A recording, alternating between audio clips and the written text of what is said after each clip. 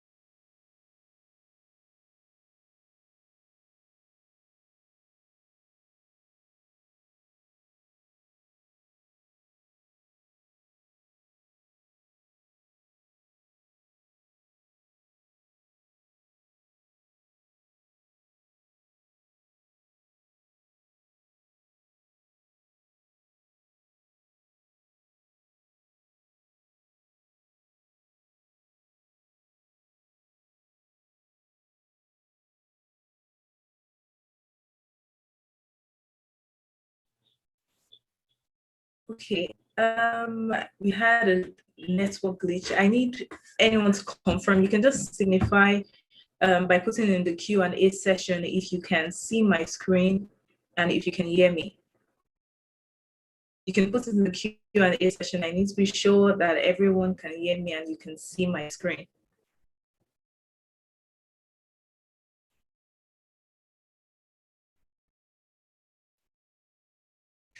Awesome. Okay, thank you, Femi.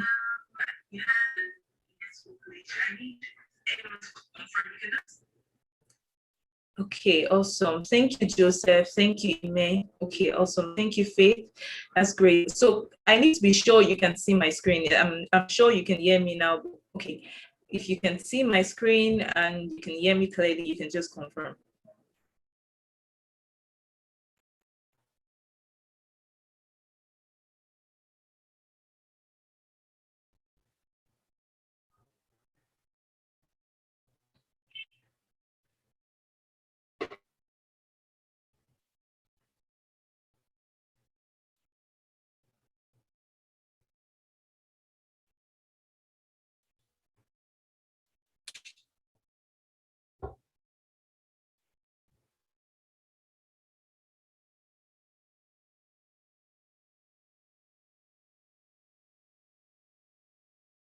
Okay, Joshua says a glitch on the screen.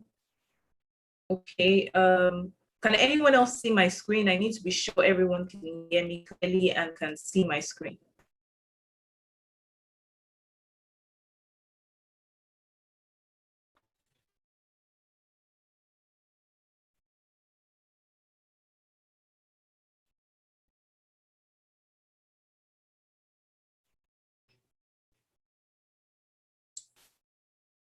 All right, so we're just going to move on. And while we try to sort out the network issue, we're just going to move on. So I would say I was welcoming everyone.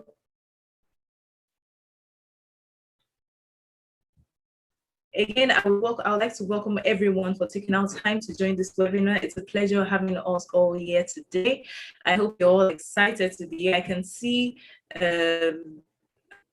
some of us showing our excitement in the Q&A session. Thank you. It's great to be here, Joseph and Ifemi and everyone else who is here.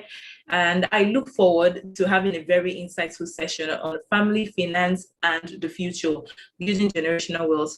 As I mentioned earlier, we've had the pleasure of inviting very experienced people who will be taking us down the lane of how we can build generational wealth. So building generational wealth beyond just having money or beyond just having, a source of income, how you can establish the future for you and that of your loved ones. So again, I would like to welcome us, and I would like to also mention that this webinar is sponsored by Zinc of Investment One Financial Services. So before we move into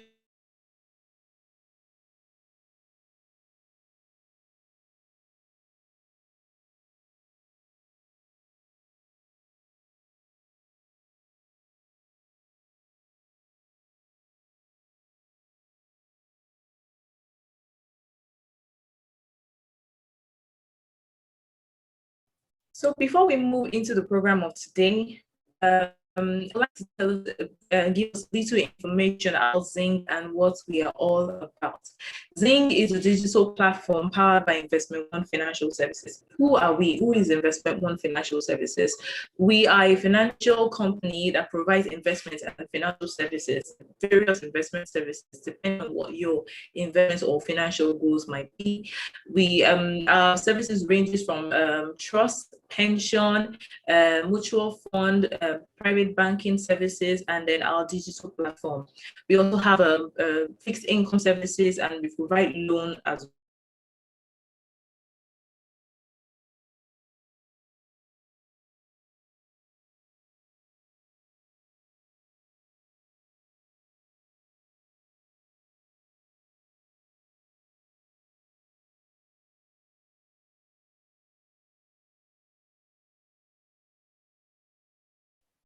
And we provide loan as well. So among the various investment services and products that we have as a company, as a financial institution, we have a digital platform that houses most of the products and most of the services that we offer. So that digital platform is called Zinc, ZIIING.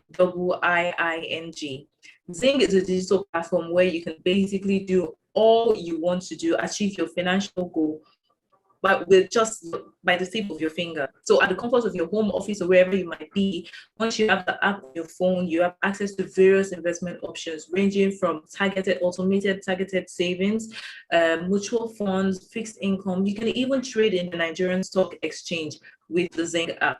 So where can you find the Zinc app? You can find the Zinc app on our App Store and Play Store.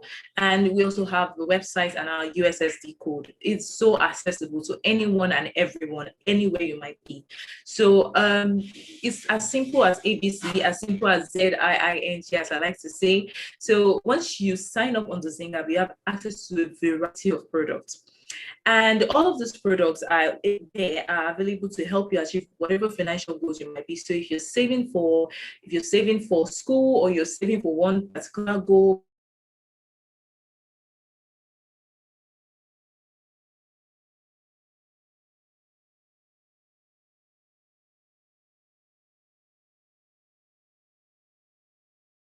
saving for maybe a business goal, you can achieve whatever financial goal with the Zinc app. It is that versatile. So we encourage you, go to the Play Store, Google Play Store and the App Store, download the app and begin to achieve your financial goals. You can also follow us on our social media platform at ZIING_it to get updates on whatever activities or new activities really we might have on the Zinc platform. So without further ado, I would like to welcome our panelists for today, Seun Idowu and Chiwe. Welcome, guys. Thank you, Gloria. Glad to be here. Thank you, Gloria, and everyone. Thank you for having us.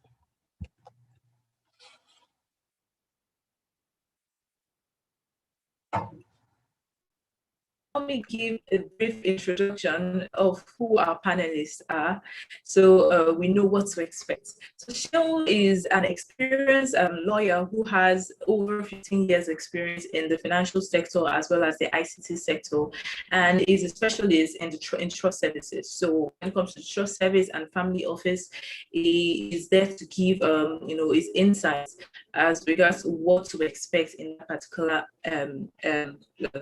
industry. We also have Chinwe Umobi, who is an experienced relationship manager.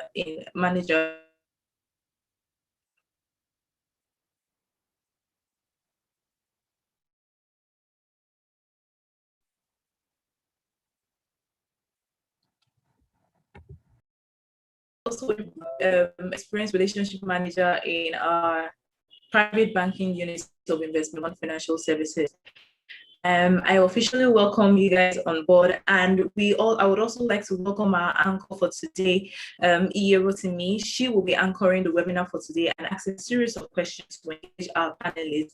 And whatever questions you might have, please let's not forget to put them in our Q&A session. And when it's time for Q&A, they will be addressed. So welcome once again.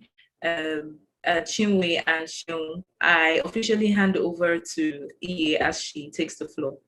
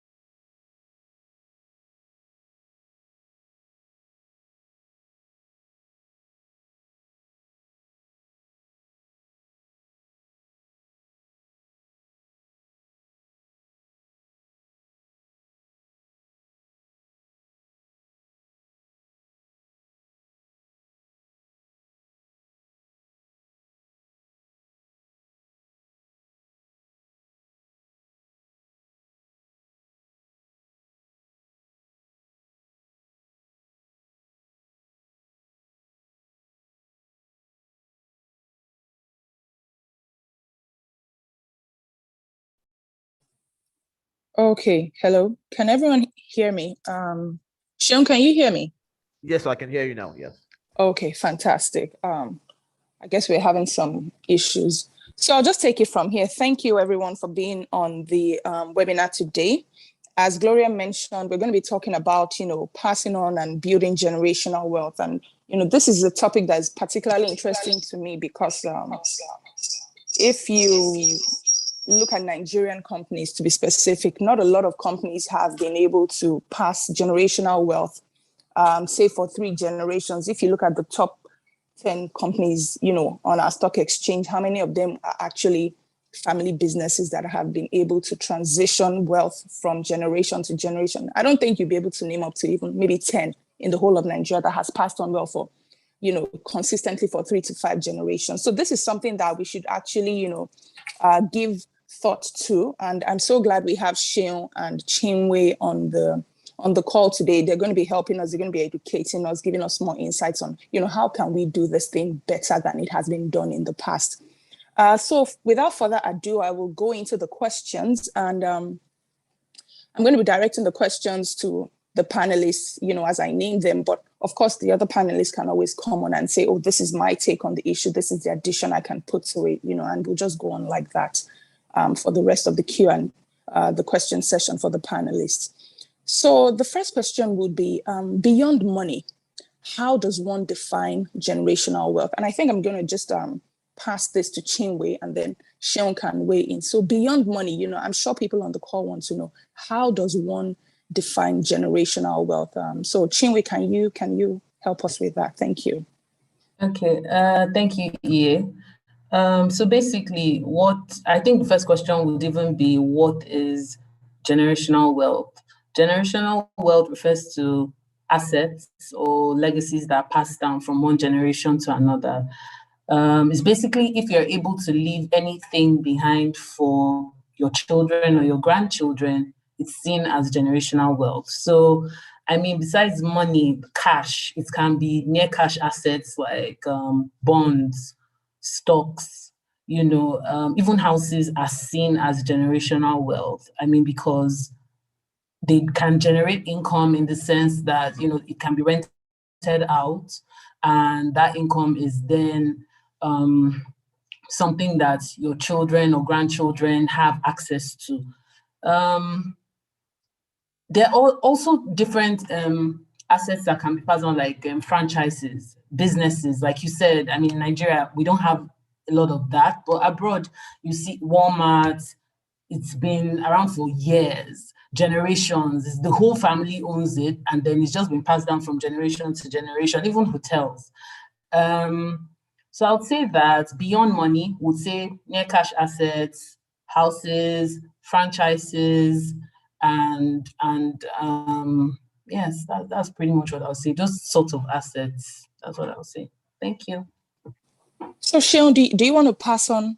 Do you want to add something to what Chinwe has given us? I mean, from your own different perspective. Thank you. Yes, I'm going to add to what she has said, and it's we don't have to look very far. And Chinwe is, I mean, I think you mentioned it first, EA, that if you look at Nigerian companies, and I'll extend that to also to let's look at the wealthy individuals that we have around now. They were not the same people that we had, say, 20 years ago. And that tells you a lot. So what happened to the businesses of the 80s? What happened to the businesses of the 90s? Where did all that money go? I mean, you can hardly point to 2 people or 2 companies who, just like Ie said, who have been around for more than, yes, there are a number of them that have been around for more than 30 years, but in terms of individuals, for example, you won't find many. And I also speak from the perspective of somebody who has had the privilege of working with some of the companies that have stayed long in Nigeria, but are non-Nigerian businesses. So my question always is that, okay, so what is it with Nigerian businesses and Nigerian wealth that can be passed down from one generation to another? The wealth that hardly passes, gets to the 3rd generation, 2nd generation maybe, But those are some of the issues that we'll address today. Thank you so much, Sheon.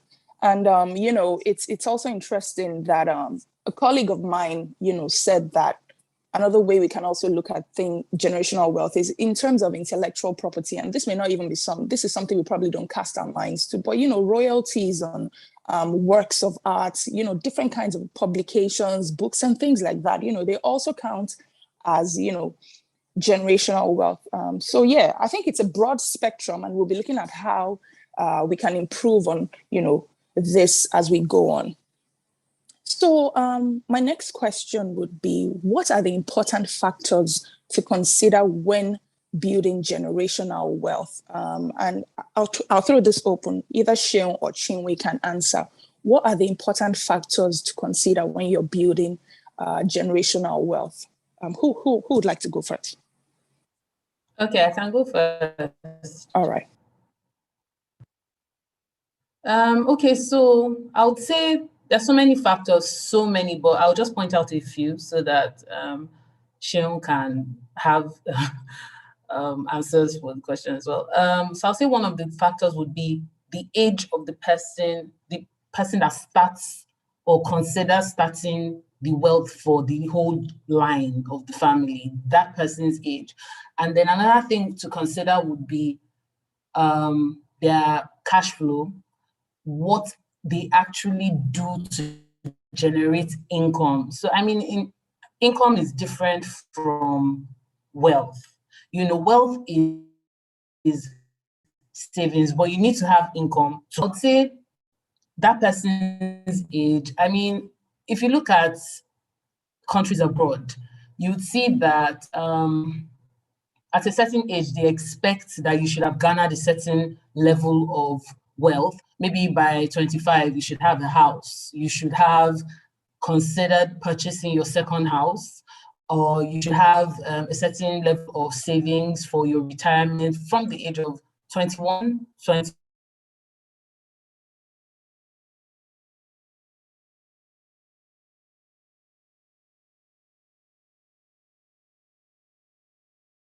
Of maybe dependents or people that you have relying on you for this wealth that you're trying to create. First of all, it's very important for everybody to have a retirement savings plan as well as financial goals before you even start considering building generational wealth, because there has to be a basis for the wealth to grow. And once you're able to handle your own current finances and fund your lifestyle, save, and then set aside certain assets like we've already discussed, it's easy for you to now have the wealth spread against different generations. One of the mistakes I realized that a lot of people make would be not saving money in the bank as against setting money aside that actually works for you. That's one of the things that families that have wealth spanning 5, 10 generations, you realize that the wealth that they were able to garner has continuously worked for them. That's one of the most important things as well, I would say. Sheon, please contribute. So before Sheon comes on, Chinwe, I'll just like to take that age thing on. So in your opinion, and this is not a rule of thumb or anything, but in your opinion, at what age do you think people should start, consciously and actively thinking about building generational wealth or passing down the wealth that, they have received from probably their parents or their grandparents?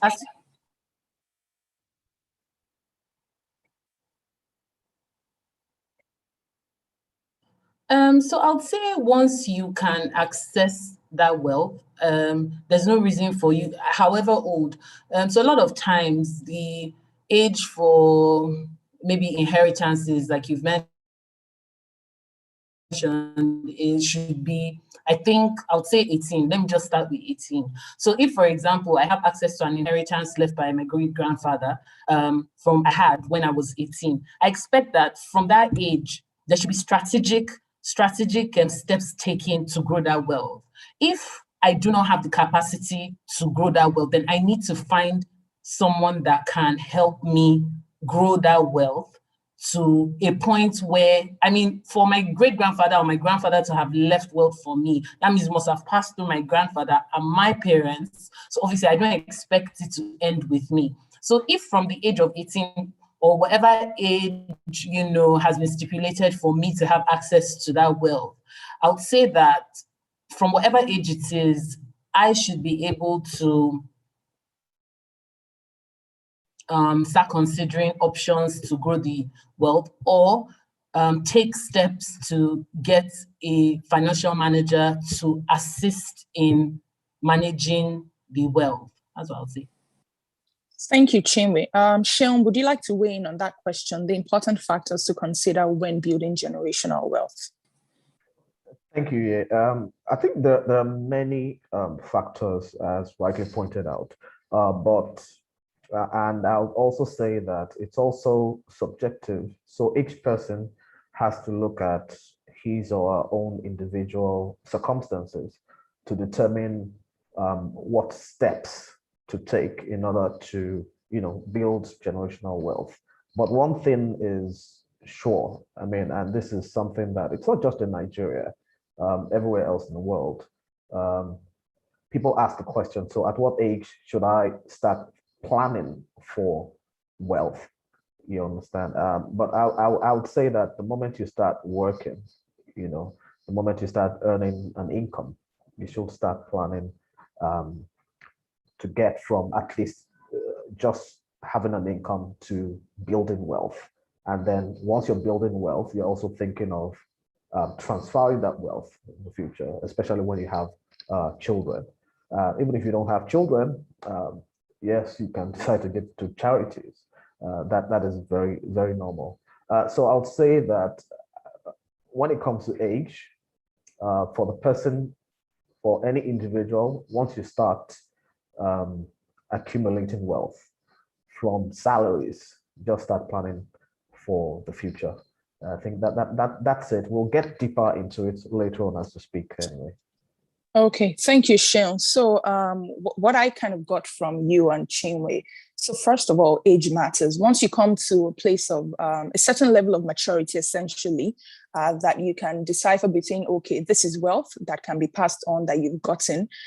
So once you come to a certain maturity, that is a factor. Also having an income stream. So if you don't, you can't give what you don't have. So if you have an income stream, you should start thinking of how you can be setting aside something to work for you. And I think Chinwe stressed on that, earlier about the fact that people who are able to pass on wealth are people who really allow, their funds and their monies and their assets to work for them. So what I'm getting is, age and maturity, some form of income, and actually, finding a way to let your assets work for you, essentially.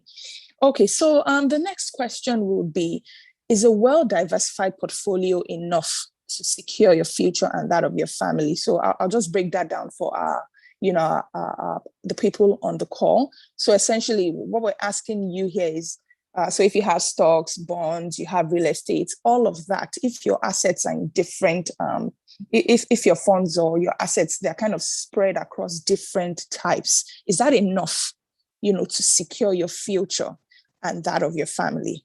I think Seun can take that. Thank you. Okay, thank you for that question, yes, to a very large extent, a properly or a well-diversified portfolio can, to a very large extent, secure your future. And when we talk about diversified portfolios, we're simply saying, don't put all your eggs in one basket. So have a mix of everything that can make your investments grow. Chinwe will stress on that.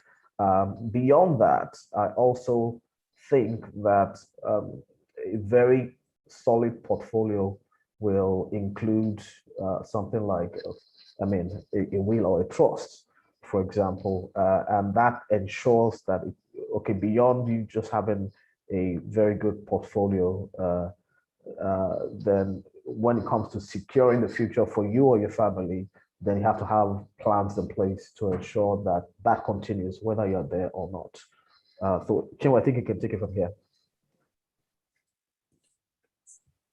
Thank you, Sean. I think that, you know, it's we're saying, what we'll be saying here would be that it's a starting point to have a well-diversified portfolio. It's a very good starting point. However, obviously, when you do that, you also need to take certain things into consideration, taking medium to long-term positions, taking into consideration your age, taking into consideration your retirement. You know, there are just so many things to consider, but ultimately, you know, wealth begets wealth. And there has to be some funds that are already set aside. And that's what then creates these large portfolios that are passed down from generation to generation. Saying that, you know, you should invest in a diversified portfolio, I would say, like I said, it's important, but it's not enough. Investing in your education and your children's education, because at the end of the day, these are the people, you're building wealth for them.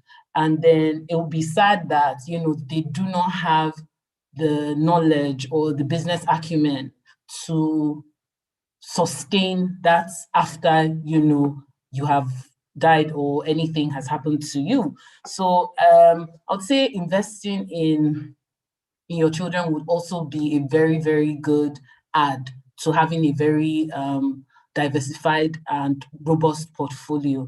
You know, at the end of the day, the truth is, whether we like it or not, in society, a very good education also allows for some goodwill for your children based off of the association that they keep when they're in school. So this can also help in the long run, and it can also help in their future networking capabilities. So those are things that people also need to add when they are considering building a portfolio. You're building a portfolio for certain people, so you need to invest in those people so that those portfolios do not go to waste.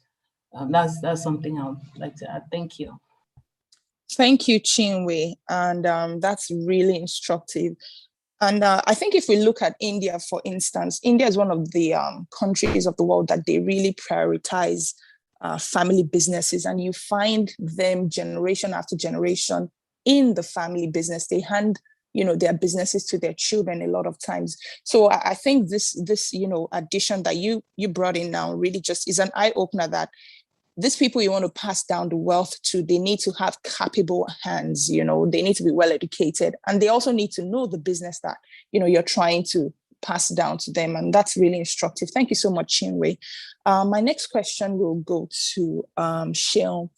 So Sheil, we're talking about, you know, passing down wealth from generation to generation, which essentially, you know, has to do with estate planning. So would like to know, Sheil, just give us your take. What exactly is estate planning? How do we plan, you know, an estate? Of course, not in the physical form, you know. Yes. Sheil, you can take that. Thank you so much. Okay, so thank you, Ye. Okay, so first of all, we need to define what estate planning is, to tell people what estate planning is not, because that term has been around for a while. People often get confused, and because, you know, in Nigeria we have something else we call estates, but an estate is not just about real estate. It's simply a plan that you put together, you design in order to be able to, again, we're back to our topic, to transfer wealth, but this time upon your envisaging death or incapacitation. I know it's not a topic that we like to talk about a lot, but it's the one thing that is very sure: everybody will die. We're not going to be around for forever. So what happens, you know, what happens after you're no longer around, or you're even ill? You understand? Nobody prays to fall ill as well, but it happens.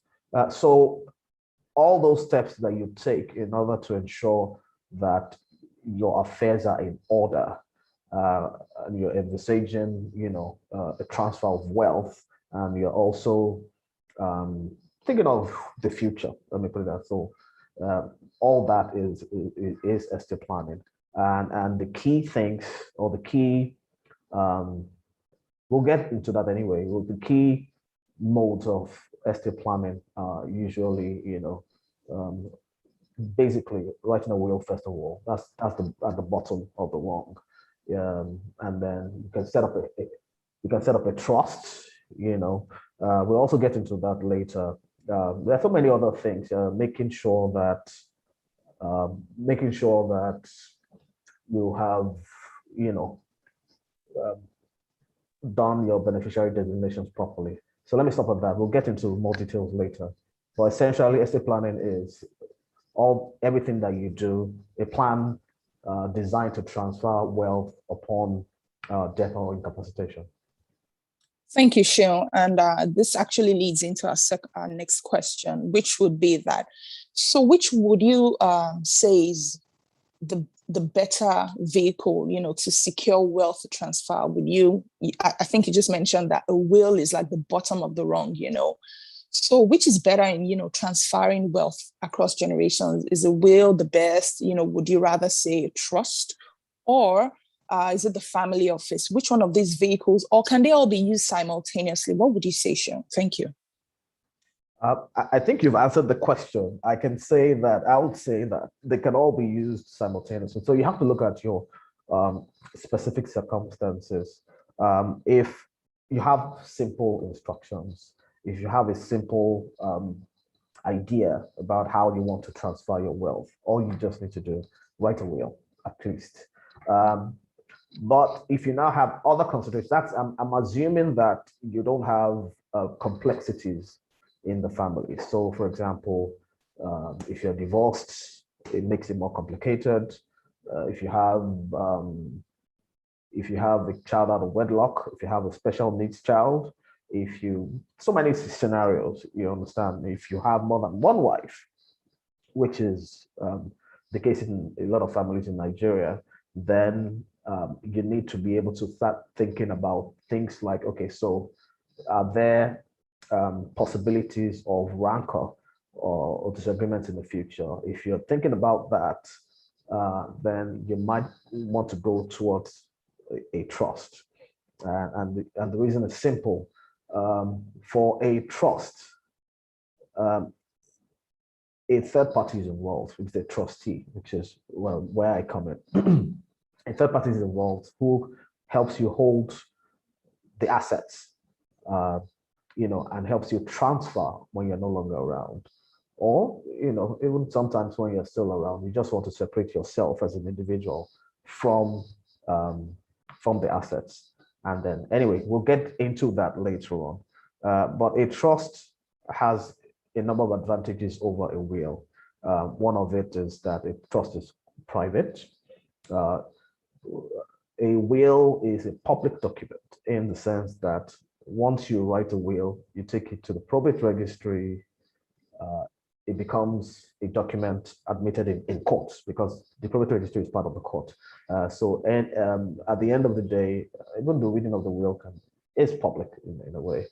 So a trust is a private arrangement between you as a person setting up the trust, called the settlor, the trustee, which is a company like Investment One Financial Services, and the beneficiaries. So in essence, you're putting your assets in the hands of a third party who's a trustee, an independent third party trustee, who will help you transfer those assets to your beneficiaries upon the happening of certain eventualities. It may not be death, it may just be that you're setting up a trust so that when your son or daughter is 18, it gets some of money, but we'll get into that anyway. A third layer, I would say, is a family office. So, the topic is that we're talking about generational wealth. And when we're talking about generational wealth, we tend to think about wealthy families, for example. So wealthy families abroad, for example, you gave a very good example here, in India and even China, I think most of Asia, people are used to, people are more keen to transfer wealth across generations. So they are deliberate about their actions. They set up trust, they set up family offices. Family offices are more complex in the sense that family office is simply that you have set up a structure where you have an office running. The only business that they have is that they're going to ensure that your wealth is transferred from one generation to another. Some of our richest people in Nigeria already have family offices. I don't want to name names, but I mean it's in the public domain anyway. We know that, for example, Alhaji Aliko Dangote said last year or 2 years ago that he was setting up a family office. Some other people in Nigeria have set up family offices and fantastic vehicles to transfer wealth from one generation to another. So it depends on, at the end of the day, it depends on your particular circumstances. Are you wealthy enough to have a family office? Do you have special circumstances that will warrant you having a trust? Or do you just want something simple, a will? So three key areas that you can use. So I really don't like to say one is better than the other. It depends. You can also have all at the same time. You can have a will and a trust. In fact, the default for me is usually to encourage people to do at least a will and a trust. So that's it. Thank you so much, Seun. And I think our next question will follow from what you've talked about. So we'd like to know, because there's some players in all of these kind of arrangements. In the trust, like you mentioned, you have the probate. In the will, you have the probate. With the trust, you have a trustee, which could be a person or a company, and then you have a family office that just set up exclusively to manage the wealth of that, family. So would like to know, what's the difference between a beneficiary and a next of kin? Can anyone be a beneficiary under a will? Can anyone be a beneficiary under a trust?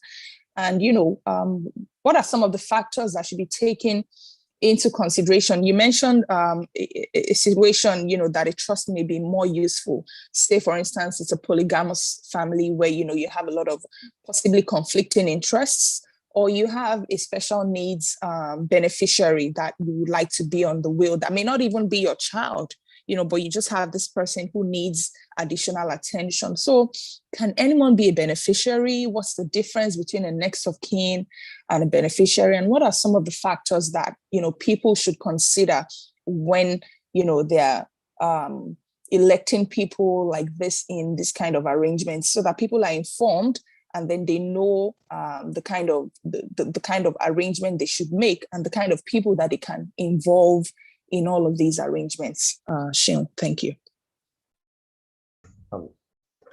Thank you, Iye. I think this distinction between a next of kin and a beneficiary is actually very significant. And I'll tell you why I feel it is even more significant than something that you have in a Q&A on most websites. So if you go to, I don't know if things have changed now, but for most of our instruments, say in a bank, if you have a bank account, for example, you usually have on the form that who's your next of kin, you understand? And then you fill it, but there's nothing for beneficiaries. And there's a distinction between a next of kin and a beneficiary. Simply put, a next of kin simply refers to your nearest blood relative of somebody who has died, including the surviving spouse and children. And we know that when it comes to next of kin, we fill it in. But when someone dies, the problem now starts, in the sense that your next of kin is actually not your benefit, doesn't have the same rights as a beneficiary. So in short, how I describe it is that the next of kin is somebody you call when somebody has died. Like, okay, this person has an account with us, blah, blah, blah.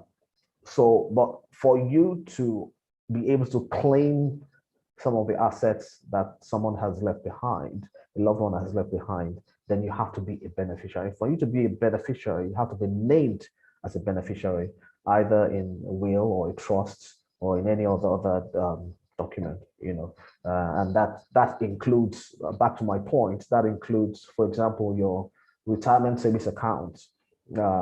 There should be spaces. I think some of our PFAs have amended that so that there's a next of kin section and there's a beneficiary section.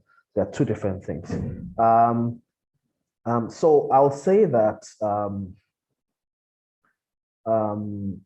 a relative who is a next of kin is not, okay, I've already said that, it's not necessarily a beneficiary, So you may be thinking that you're doing yourself and your family a favor by putting your wife's name as a next of kin, but you're not doing that. Name her as a beneficiary in the proper way. So like I said, a very good way to do that is that you name the person in the will or trust. Also, but to the second leg of your question, which is that can anyone, for example, be what are the things that one needs to consider when one talks about beneficiaries? And okay, so I'll start with the fact that well, a beneficiary can be anyone, really. So it is your will, your assets, don't let me use the word will alone. So these are your assets, and you can determine who you want to give it to. So anyone who you name in whatever instrument it is your beneficiary.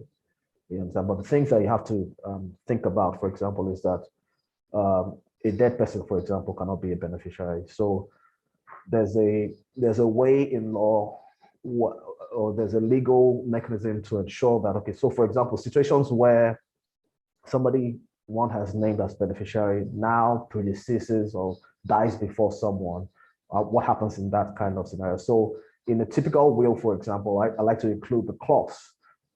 It's called a per stepis clause.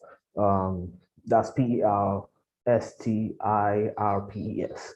And that always says that, okay, so if a beneficiary dies before the person who is setting up, or who's writing the will, or who's setting up the trust, then the assets that is supposed to go to that person can now go to the descendants of that person, if the person has children or whatever.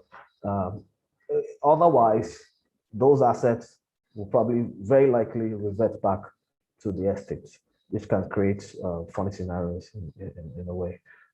So that's for that. I also think that one other thing that one should take note of is the fact that when you're writing, okay, so a will has different kinds of formalities, let me put it that way. And one of the formalities is that when you're signing the will, you need to have witnesses with you. You want to make sure in that scenario that a beneficiary, somebody who's meant to inherit under that will, is not a witness, because it can create funny scenarios. So one other thing is, what I'm saying is that don't make a beneficiary a witness to your will, or even so that's specifically for a will anyway. The trust doesn't need to have witnesses. One other thing that I've seen in my experience is that people, some people draft, the era of when people just draft their wills themselves without necessarily talking to an advisor or a lawyer. So sometimes they just put a name without an address. That's for a beneficiary, without an address or how to cover. So, I mean, the probate registry will start searching for somebody who's supposed to inherit. You understand? So you have to make sure that you put all your details in whatever instrument you're using, all the details of the beneficiaries rather, in whatever instrument you're using to transfer wealth to the next generation. I mean, not naming someone, for example, as a beneficiary is as good as not even having a will in the first place. Like I also said, I alluded to this earlier. One very key thing with beneficiaries, and it's a mistake that a lot of us men, and I would say, well, this is common with men, make is that, okay, so one of the ways to transfer wealth or to transfer whatever assets you have to the next generation is to ensure that you name a beneficiary, like we said. So for your RSAs, for example, your retirement service accounts, you ensure that you name someone. That's what we call a beneficiary designation. You know, so ensure that you review that from time to time. And the reason is simple. When you are single, we men tend to put maybe our brothers or our mothers, you know, as beneficiaries. Ensure that once you get married or your circumstances change, or maybe if you even have more children, you know, you review those things from time to time, you know, so you go to your I1 pensions, you know, and then make sure that you update your information in there from time to time. Same thing with your will. A will can be amended by a codicil. So from time to time, make sure you review those things so that you don't have funny situations. We have plenty of examples in Nigeria of outdated wills. You know, we have a number of families in Nigeria that those kind of scenarios are played out where the will is sort of outdated because beneficiary designations, for example, and some other things, they're not properly spelled or updated. You know, so you have a will from 1988 when the person died in 1998, and things that for somebody who has married maybe 10 wives between them and then between those 10 years, you know, a lot of things have changed. So let me stop at that for now, and then we'll get into more details later. Thank you. Thank you so much, Seun. You've given us a lot of points, you know, things to consider.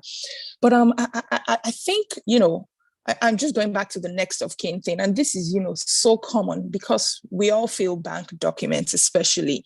And most people, you know, who haven't gotten to a certain stage or a certain level of wealth have their monies in banks. You know, that's the bottom line. And you don't have anywhere for beneficiaries on those documents. And the reality, like you mentioned, is that people die every day. And then you put a next of kin who may not even be your immediate beneficiary. Like you said, it could be your brother or your sister or your mom or someone. And then the person passes on and, you know, the assets are just there. Even the next of kin may be nowhere to be found, you know. So it's just, I think it's a kind of sticky situation. In that case, you know, and this is what I was thinking while you were speaking, is it possible to, you know, have a very simple trust documents? You know, it doesn't even have to be a will. A very simple trust document that says, oh, in the event of this or that or something, I'd like these assets in this maybe bank account or something, you know, to be administered by this person or transferred by, is this something that can work? Because I know that the idea of a will kind of scares people. People typically feel if I'm writing a will, it means I'm planning for my death. I don't, you know, we can be a bit superstitious in this part of the world. So I just want to know, is there a way to mitigate that, you know, that next of kin versus beneficiary situation that we probably will find most people falling into? Is there a way to mitigate it? Does the trust work for that or something? Can you help us with that? Thank you. Okay. Thank you for that. And that's why it's quite important to get very solid professional advice before you start any of these things. You know, and it's not just Nigeria, you know, it's not just this part of the world. It's everywhere. You know, people generally don't like to plan for that kind of future, you understand?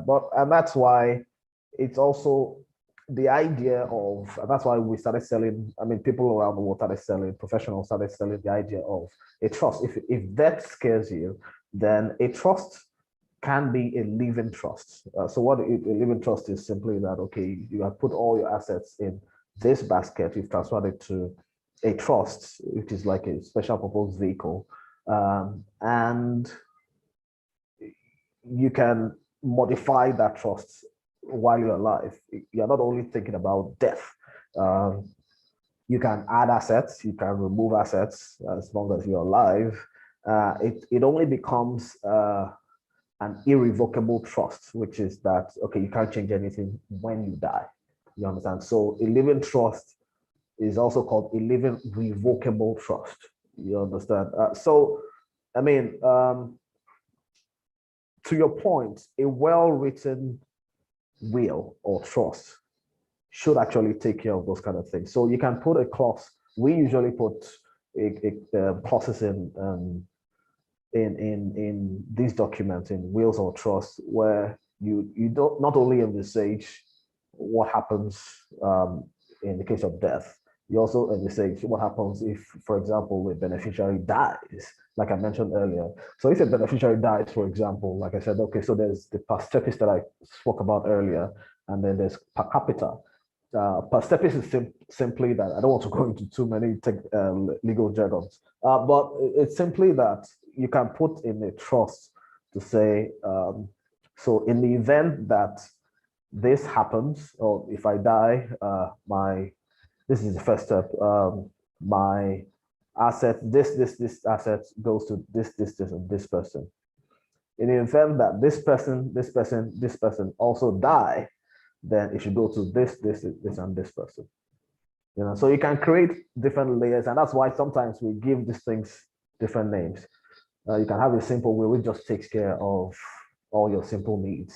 You can also have a comprehensive will, which or a living trust, which takes care of layers and layers and layers of eventualities. Because for over the years, we've learned a lot that people, different kinds of scenarios happen in different kinds of families. So yes, you can use a trust to change some of those things, or to take care of some of those things. You can use a will.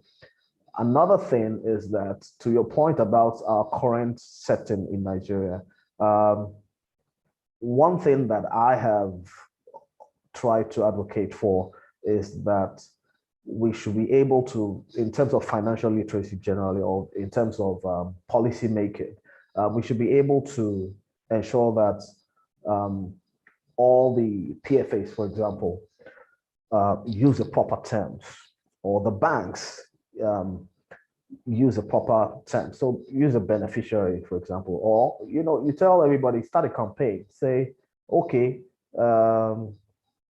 for every account holder, you need to update your information to include a beneficiary. You understand? So in the case of, these are simple things that can make things easier.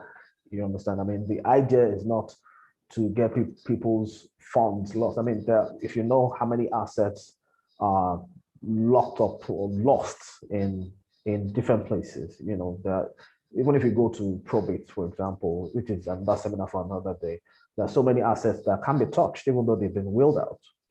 You know, so there are many layers. So we go to policy making, and then, of course, properly drafted documents. Thank you so much, Seun.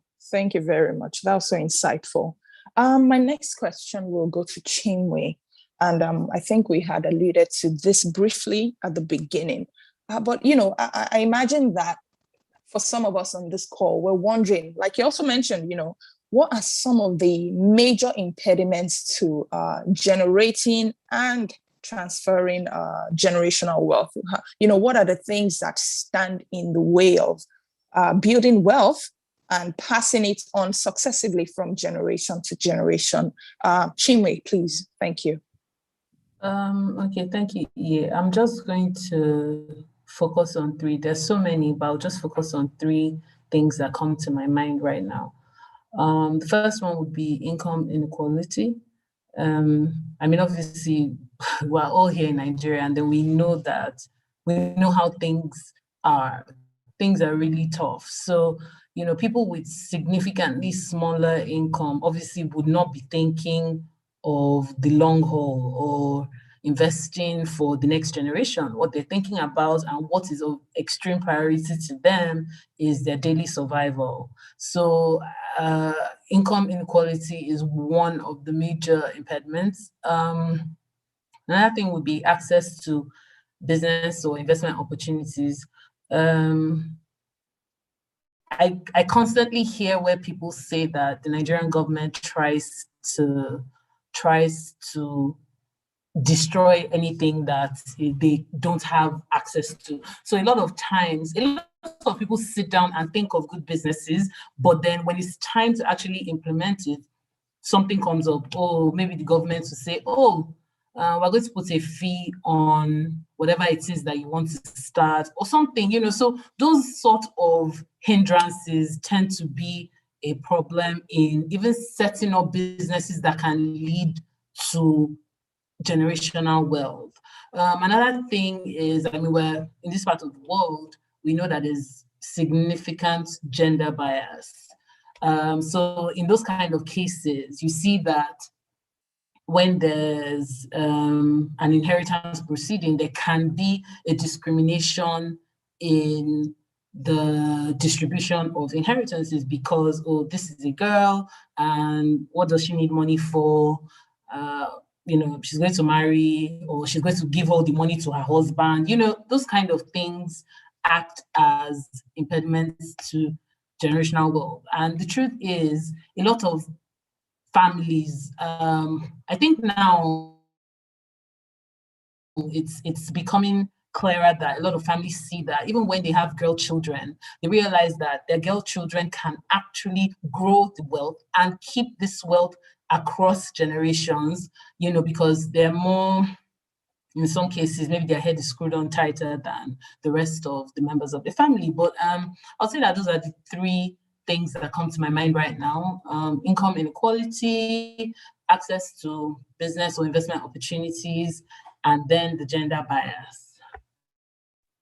Thank you so much, Chinwe. I don't know if Sean wants to add to that.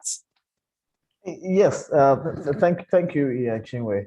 I think I want to touch on something I alluded to earlier, especially, okay, so we're talking about some of the impediments to generating generational wealth. So I mentioned the issue of probate the other time, and you'll be shocked that there are so many assets that have been properly willed to people, but the beneficiaries can't have access to it simply because there's a 10% tax in most states in Nigeria on assets that you want to get as a beneficiary. Let me put it that way. So there's an estate tax. And sometimes, because let's say somebody died in 1998, and the beneficiaries decide in 2006 to say, okay, let's go and take care of our father's estate. They may now have a problem of not being able to pay estate tax because, you think about it, you're getting the, let's say, building of, say, worth 50 million naira, and you're asked to pay 5 million as estate tax. But amongst all of you, you can't even gather 1 million. You understand? That's a problem. So what are the things that the government, for example, will do in those kind of situations? So you can imagine how many assets have been lost or trapped, just lying there fallow because, some people couldn't pay certain things. And it also goes to the issue of, proper planning also, because the proper estate plan will include payment of taxes and debt, so those are kind of things that one should think about in terms of being forward thinking. Also, when it comes to businesses generally, family businesses generally, you find that a lot of owners, or I'll say the people who held the vision for these businesses, really don't incorporate strategies for growing the overall family wealth. It's about me, you understand, So businesses revolve around owners while they're alive. So they don't sell that vision to the next generation, or even when they sell to the next generation, children may not be interested, for example, the beneficiary may not be interested, no motivation to build. You come across a trust fund, easy money, you may decide to become a bungee jumper somewhere, or anything like that. So there's so many factors that can militate against transfer of generational wealth. One other factor is that sometimes family members grow, I would say, exponentially, over the years. So the population of your beneficiaries, for example, or let me say the family grows faster than the wealth. So there are some classic examples in Nigeria when it comes to polygamy or polygamous families. Yes, you may be very wealthy when by the time you're leaving, but you now leave behind 50 children. How do they want to, from different wives? How do they want to? And if you don't have a proper will or a solid will or a proper trust, it's impossible. I know there are two families that come to mind. Of course, I'm not going to mention names, but yes, that polygamy was one issue on one hand. And another family that I can think of, the owner of the business actually left a trust behind, but gave instructions in his will that his main business, which was the income generator, should be wound down after he dies, and that could leave a funny situation, at the end of the day. And I don't know what the latest is in that family, but I can imagine I just couldn't wrap my head around that happening, so those are the things I can. And then, okay, so one other thing, over the years, there's this thing that I've noticed. So there's no focus on family wealth per se. So a very good example of how people do that is, or manifest that, is that, okay, so when you get a windfall from, say, your father, what comes to your mind, a lot of minds, I'll put it that way, is that, oh, it's a windfall. Let me fritter it. Let me consume. You understand? So there's that culture of consumption, So immediately you all agree, maybe five of you, this is plenty money. It's $500 million or $500 million, maybe. And then you share the money. And the next person goes to spend, and at the end of the day, there's nothing like family wealth at the end of the day, so those are some of the things that I would say are major impediments to generating generational wealth. Thank you so much, Seun. So I'll just do a quick recap on the major impediments, for the benefit of our participants, So sometimes it's the fact that you don't even earn enough to sustain you. How do you want to pass on wealth to the next generation if what you even have, barely carries you through life? Also, there's, culture, and culture, plays out in issues such as gender bias, perhaps polygamy, having lots of children, lots of wives, and so many contenders that, just kills whatever idea the person had for passing on generational wealth. There's also, succession planning. Are you even concerned about the fact that, this business or asset has to pass on to somebody that can then carry it on to another generation? And there's also the survival and consumption mentality. You just want to get it, eat it, and that's the end of it. You're not even thinking about the fact that there's a generation coming behind you that should taste out of this wealth that you've either been able to generate or you've been given. So those are some of the major impediments that don't allow us to pass on generational wealth. So Seun, I'm going to go to you again on the next question, and I think we've touched on it a bit in the course of our discussion. what are some of the financial instruments that can be used to pass on and create generational wealth? You know, are there any other things that we can use in addition to the will and the trust and the family office? I'll let Seun take that, and Chinwe can also weigh in on this. Thank you. Okay, thank you. Yeah. So again, yes, we've spoken about wills and trusts and family offices. So let me stress a bit on family offices, and then I'll now go to, say, business succession plan. So family offices is simply that you an arrangement where you have gather professionals. So professionals, let me go deeper, would include lawyers, for example, probably law firm, lawyers, tax advisors, financial advisors, accountants, the whole gamut, you know, just to ensure that, I mean, if you've built an empire, for example, you want to have a structure in place. And in a loose way, that is how generational companies, you know, there are companies that have done more than 100 years in the US, for example.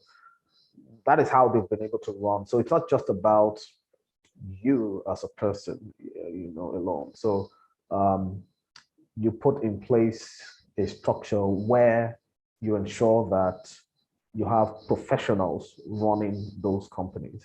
You understand? You may put, I mean, of course, for family wealth, you will find ways to put people from your family, your beneficiaries, on the boards of those companies from generation to generation.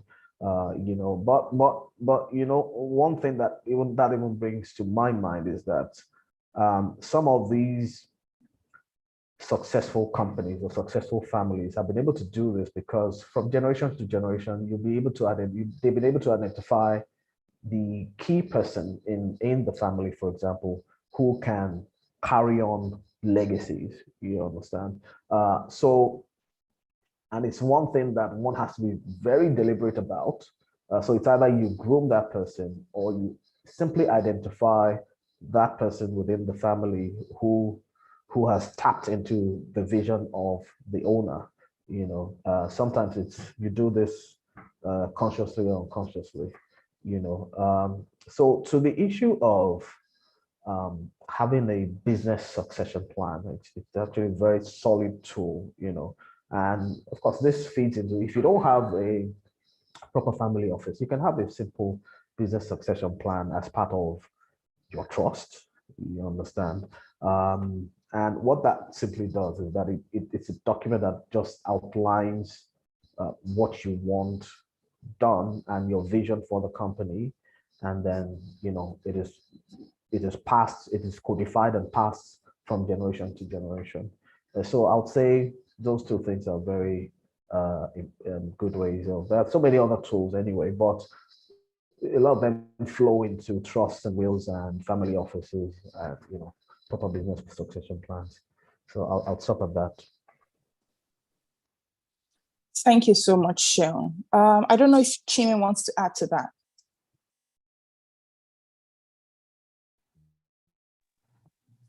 The significant financial. Okay, thank you. You can go.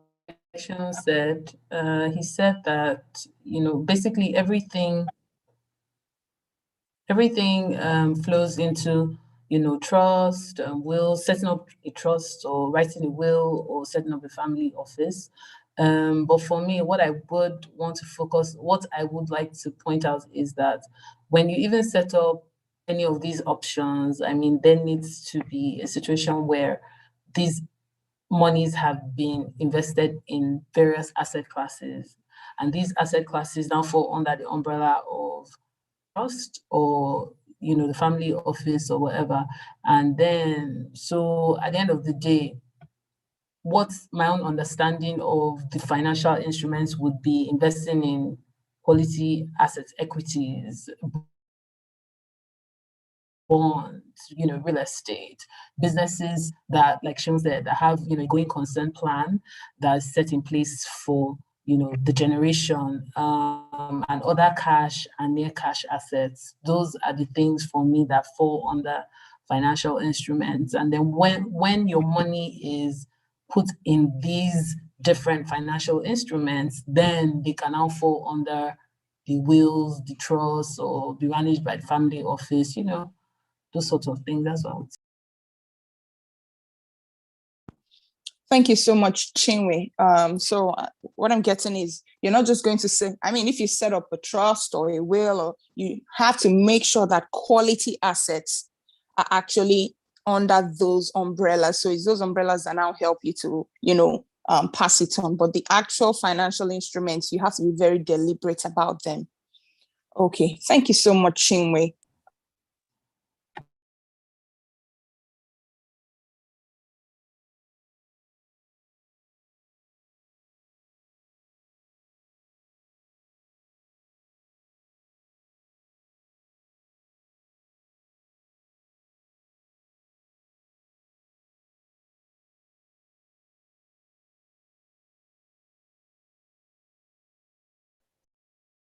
Hello, Ian. Oh, sorry, I've been muted.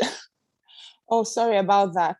Yes, I was just saying, thank you so much, Chinwe, for your contribution. Like you said, the important thing now is the kind of assets you put under the umbrella of the trust or the will or the family office. You have to have very, strong and really efficient assets that you put into these umbrellas. So my next question will go to Seun, and it's really about the rights of the beneficiaries under whatever instrument it is that has been created, and what are the requirements for the beneficiaries to claim, maybe at the instance of death or any event that has been planned for. What are the rights of the beneficiaries? How can people access these assets that have been, left for them? I'll go with Seun first. Thank you.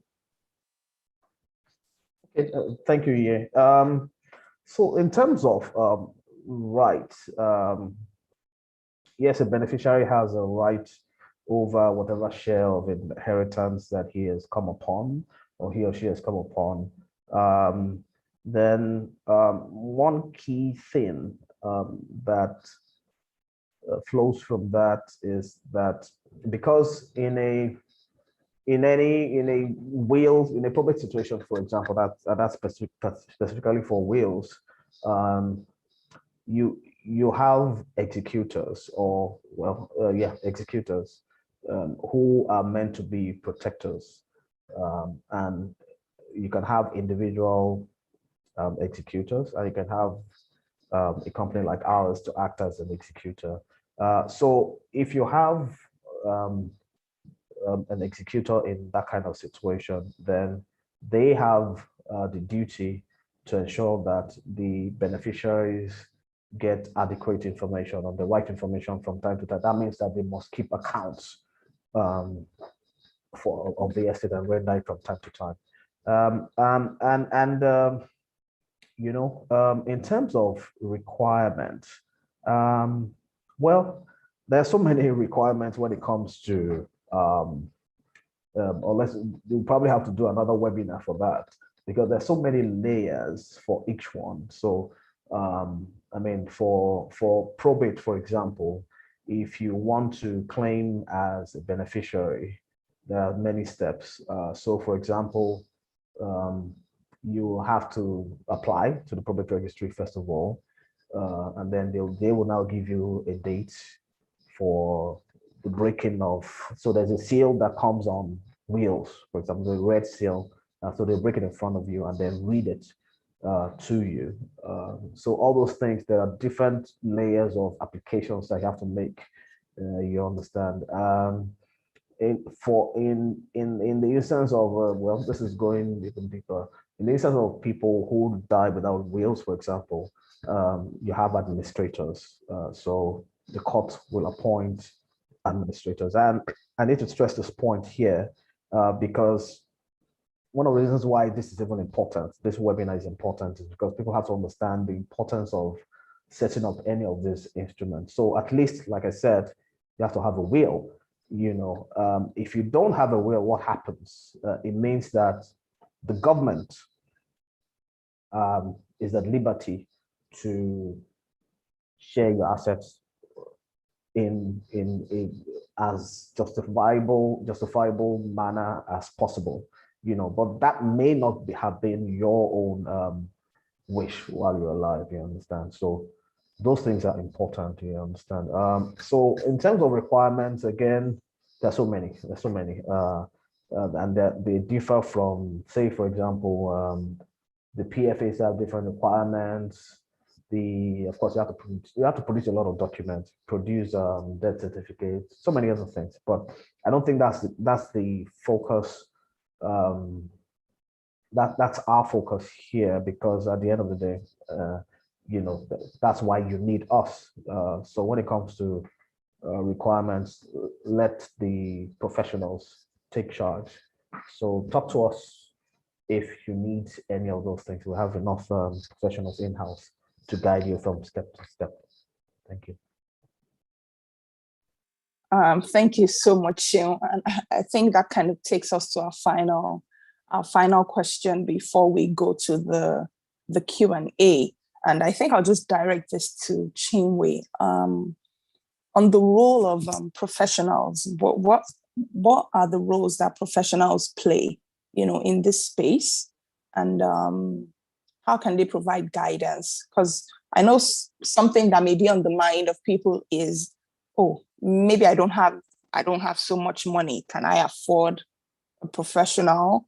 And I'm not yet ready to think about this kind of issue. I'm thinking about maybe 10 years down the line, I may be ready. So what roles do professionals play, in this space, and how can they provide guidance? How can experts provide guidance? As mentioned by Gloria at the beginning of the webinar, Chinwe is a fantastic relationship manager. So maybe she can shed more light, on what roles professionals play in this kind of situations and how they can provide guidance. And then maybe Seun can weigh in on that. Chinwe, thank you. Okay. So I would say, first of all, providing advice on generational wealth is a bespoke service, because all families are different.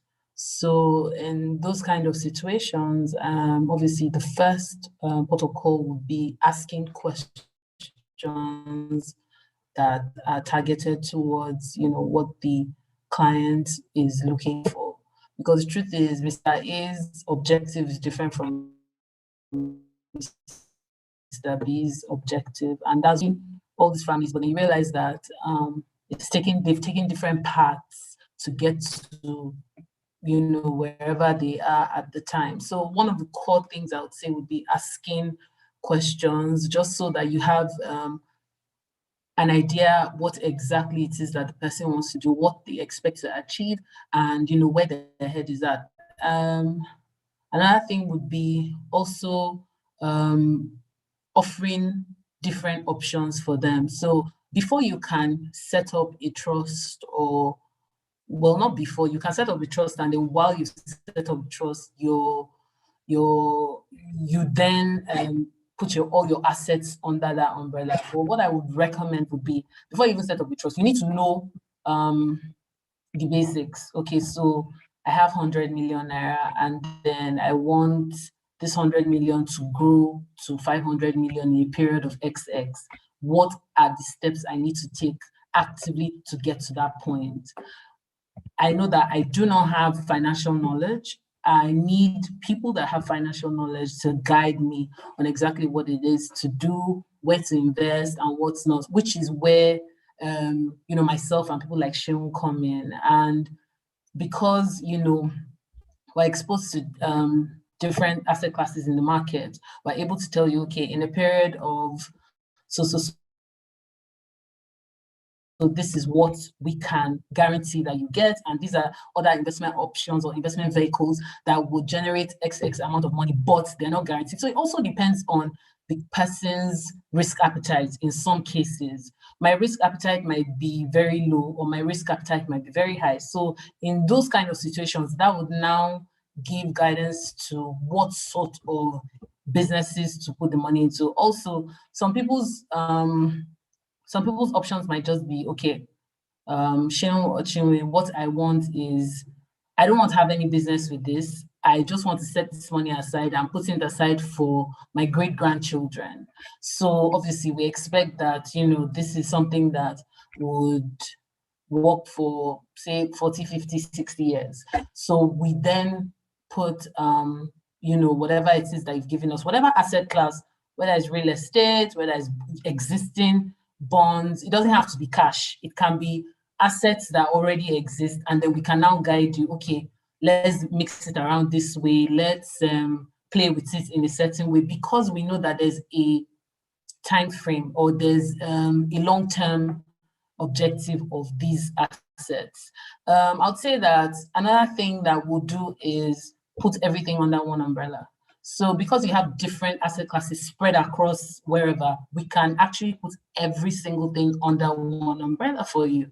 So it's easy to see and manage, because truth is, in a situation where the person dies, their family might not even know all the assets that they have, and then some things just get lost in transit. So it's always good to have it under one umbrella where you're able to see, and it also helps to you monitoring the progress of the wealth that you're trying to generate. It helps you to know, okay, I started off at 100 million and today I'm at 400 and I'm trying to get to 1 billion, So those are the things that help. I would say actively managing assets, where somebody is in active service, in whether it's entrepreneurship or having a working for someone. As long as you're in active service, sometimes it can be quite difficult to manage all your assets if you've spread your tentacles into different into a diversified portfolio.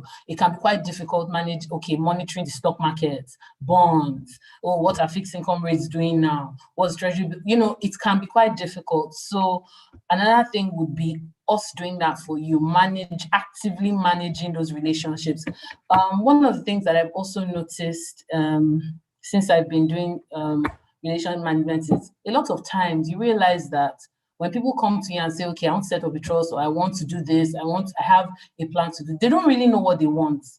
They don't actually know what they want. So what you are tasked with as a financial advisor or as a professional is to speak to your clients and then tell them what they need.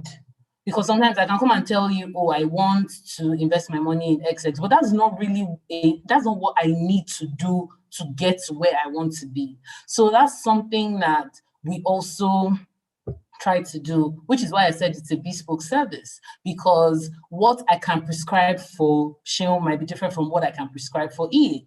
And it still gets both of them to the point where they're trying to get to. Sometimes as well, your clients come to you and say, okay, this is what I want to do. But then you have a better picture because maybe you've had other clients that have experienced a certain thing, and then you can tell them, okay, I know that this is what you want, but it can't work. So this is what I would recommend. You make recommendations because you have professional insight to what has happened and what can happen. That's pretty much what it is that I would say. So basically what I've said is, we help you put everything under one umbrella, and then we come up with recommendations. We also come up, if you are starting from point zero, we can also guide you, teach you how to even teach the rest of the family. That's one of the things that I know that family offices also do. So there's like investment education for members of the family, because like I said at the beginning, generating wealth doesn't end there. You need to know that the people that you are generating this wealth for can actually make use of it and grow the wealth and, just not let it die with them. So I'll say, I don't know if Seun has any other thing to add. Yes, thank you very much. I think you've hit all the nails on the heads, and I also want to say that one thing I've noticed with relating with a lot of clients and prospects is that when they come in, like you said, they actually don't know what they want. So maybe they had something somewhere and they said, "Oh, let me go and try to set up a trust, for example, or invest in something." But when they get in and they speak to us as professionals in-house, they now realize that, oh, there are other options. Number one, there could be other options, or there could be, person will know, oh, I was probably limiting myself. There are so many other options I can have. So at the end of the day, one thing we pride ourselves in-house is that you'll have all the right professionals, a bouquet of professionals who can speak to everything that you probably have at the back of your mind, and even more. So you have your relationship managers who ensure that you get they point you to the right person. You have your financial advisors, you have your lawyers, you have your tax advisors, your accountants. Everything that you need is in-house. You understand? And it like you said, Chinwe, that investment education part is very key to a lot of people, and back to financial literacy and all that. So it's important that our clients actually get those kind of services, and it's been fantastic so far. So professionals, we've already identified them and the roles they play. So that's that. Thank you so much, Seun. Thank you so much. Thank you, Seun. Thank you, Chinwe. It's been a really insightful session. So this brings us to the end of the panelist session. So I'm just going to hand over to Gloria now for the Q&A. For all of us on the call, if you have questions, please just type them into the Q&A section, and then we'll take them one by one, for as many of them as we can take. And if we find that some of them are reproduced, we may just compress it into one and ask at the same time. So please, if you have questions, just put it into the Q&A section, and we'll take your questions one at a time. Thank you. All right.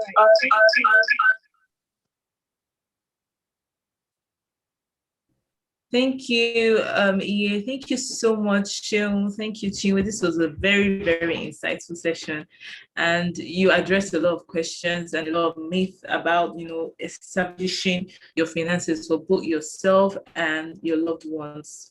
So I'm just going to quickly go through the Q&A section and see if we've dropped any questions for our panelists to answer. While we wait for more questions to drop in, I would like to remind us again that this one was brought by Zinc of Investment One Financial Services, and we're talking about finances. We're talking about establishing your finances and establishing your future, basically. And you can do that with the Zinc app. There are a lot of investment options available. You can save, invest, and trade on the Zinc app. So whatever your investment option, investment goals might be, we have options available for you on the Zinc app. Just simply go to the App Store and Google Play Store and download the Zinc app. It's ZIING, and sign up, and then you're good to go. So we're going to wait for some questions to drop in.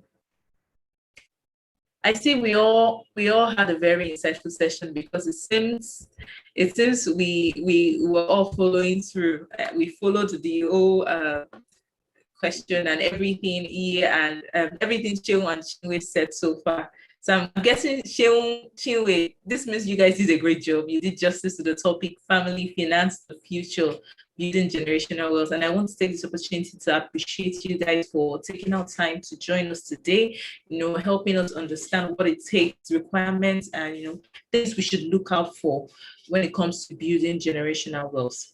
And we look forward, like Sheil mentioned earlier, this is a very wide topic. It's not something we can, finish within 1 hour, 30 minutes. It's very, very wide. And we look forward to other programs and training that can, help us understand what it means to establish yourself when it comes to family and finances.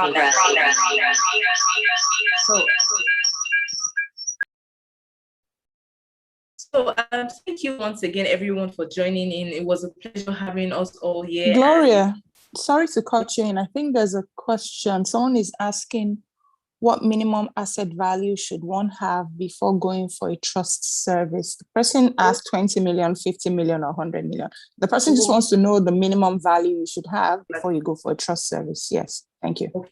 I'll just let our panelists address that. Chinwe, can you please address this? Then Sean can come in once you address this. Thank you. So there's no minimum particularly. It's just, it's at the end of the day, whatever it is, we or whoever sets up the trust for investment one, what we do is we charge a percentage, but then there's no minimum. I mean, truth is, when you set up the trust, you can grow it.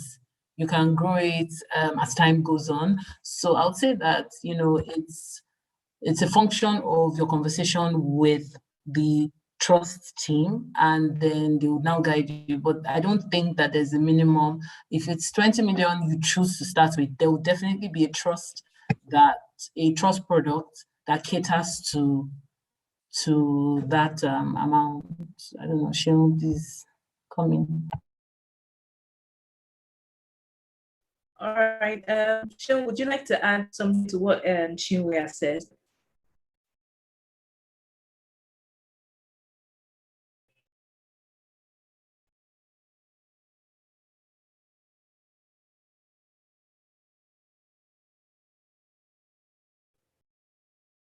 Hello, Sheil.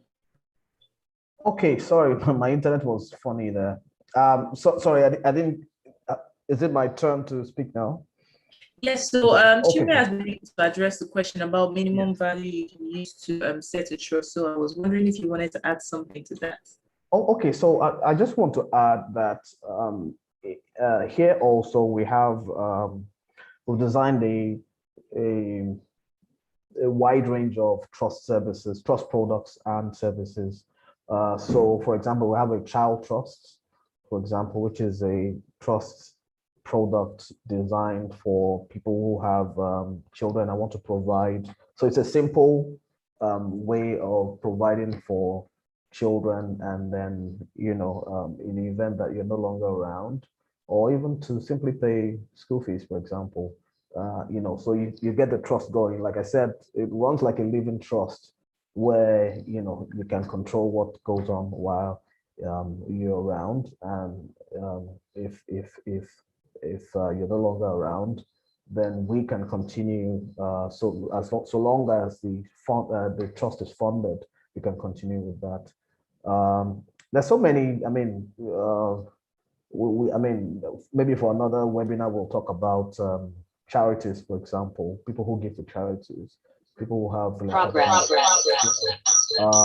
people who want to set up alumni trusts, for example. There's so many things that can just as long as you come here, we'll find a solution for you. All right, thank you so much, thank you. I believe that's the only question in our Q&A session, and that our panelists have done justice to that. So thank you, Sheil, and thank you, Chinwe. If we do not have any other question, I'm sure so many people have some questions. So you can feel free, reach out to us, on our social media platform at ZIING_IT, or our organizational social media platform, Investment One, or across all social media platforms. So send us your messages and whatever inquiries you might have, and